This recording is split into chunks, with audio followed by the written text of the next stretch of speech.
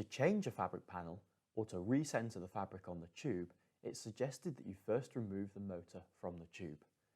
You may have to pull this quite hard initially to dislocate the drive on the motor from the drive wheel inside the tube. Once you've slid the motor out, you can then begin to unroll the fabric. If you have enough space to unroll the whole thing in a clean area, then this will be the best way.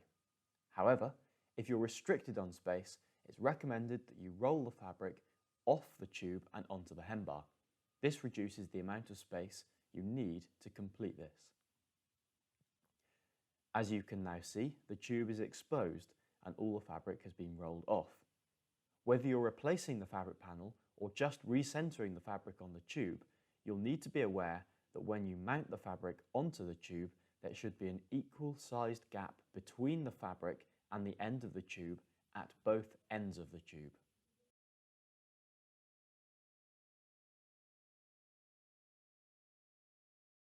Depending on how your blind was delivered, there may be a screw through the fabric and into the tube to prevent the fabric moving from side to side during transit. However, in this instance there is no screw. Also, depending on the tube size, there may be a screw through the tube and into the step-down adapter for safety.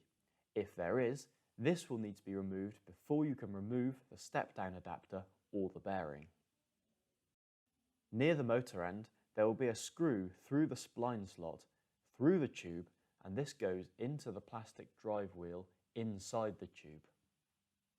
If you have taken the motor out, you'll need to remove this and remove the drive wheel from the tube and put this back onto the end of the motor. You will now be able to slide the tube off the fabric panel or recenter the fabric on the tube.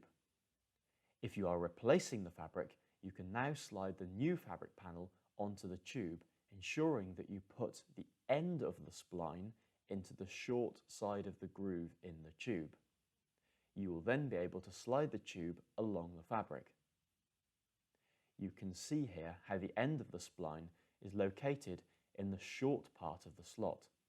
It then goes across the slot and the fabric exits out of the slot and wraps around the tube.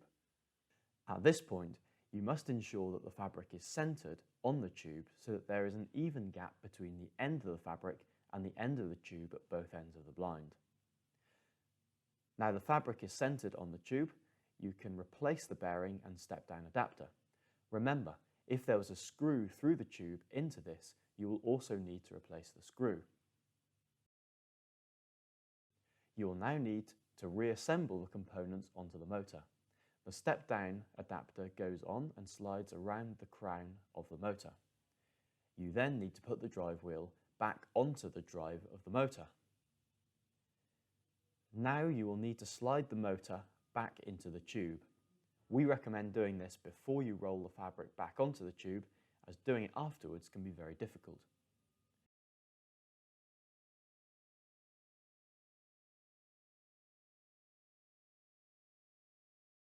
You will now need to replace the screw through the tube and into the drive wheel. You're now ready to roll the fabric back onto the tube. You will need to take care that you don't tangle the motor cable whilst you're doing this.